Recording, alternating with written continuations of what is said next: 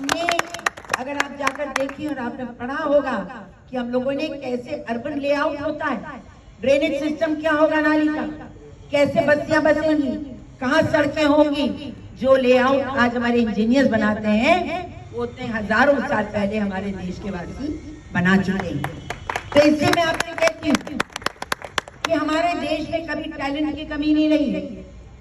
और ये बात सही कही न प्रवीण ने कि आज प्रधानमंत्री जी का जो संरक्षण मिल रहा है, जो उत्साह वो पैदा कर रहे हैं, जिस प्रकार कहते हैं कि 21वीं सदी युवाओं की सदी है, जिस प्रकार वो कहते हैं कि हमारे देश का युवा ही राष्ट्र को सबसे आगे ले जाएगा, सबसे हमारा युवा राष्ट्र है ही है, तो उनके आपको सपनों को, उनकी बातों को आत्मसात करके और भारत की कल्पना को, उसको सत्य करना है, उसको कहीं ना कहीं पहुंचाना है।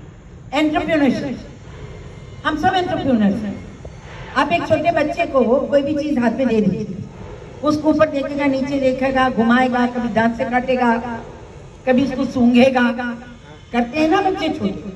और कभी कभी तो होता है कि कोई मशीन घर में आई, अगर 4-5 साल का बच्चा है तो उसको पूरा खोल डालता है, खोल कर जिज्ञासा में अंदर देखता है क्या है।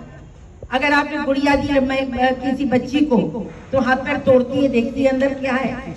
तो हमारे अंदर जो जिज्ञासा है, अगर उस जिज्ञासा को सही धार मिल जाए, सही मार्ग मिल जाए, तो वो फिर इनोवेशन में परिवर्तित होती है और इनोवेशन आपको ये एंटरप्रेन्योरशिप का रास्ता दिखाता है।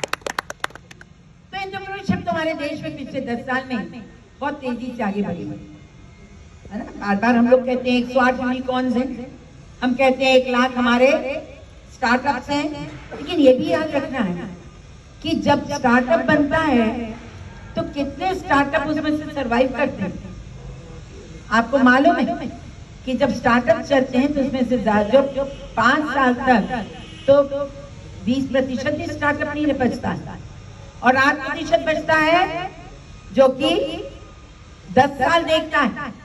तो एंटरप्रेन्योर बनना आसान है, बोलना आसान है, घर में पैसा है उसको छूट देना भी आसान है, लेकिन एंटरप्रेन्योर वही बनेगा जो इनोवेटिव होगा, और इनोवेटिव वही होगा जो अपनी जिज्ञासा को पूर्ण करने के लिए कहीं ना कहीं नहीं बच सकता।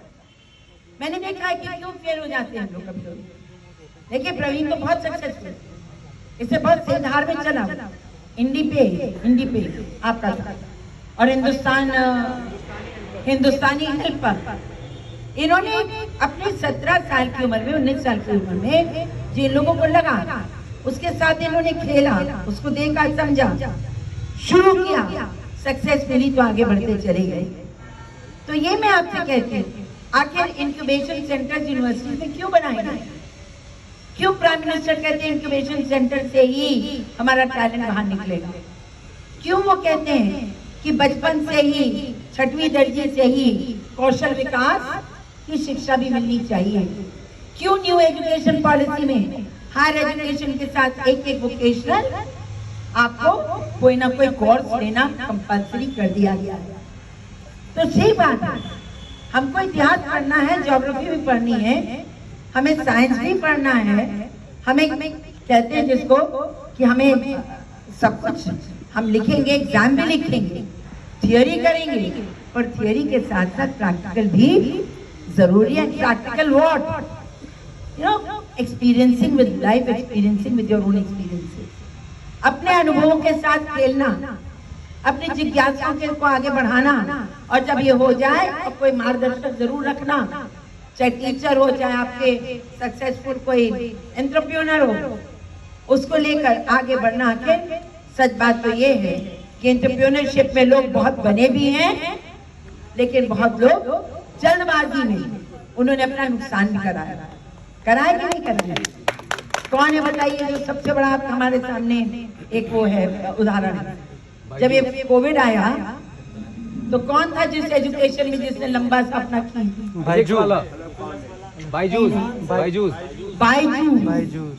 बायजूस ने क्या तेजी पकड़ी।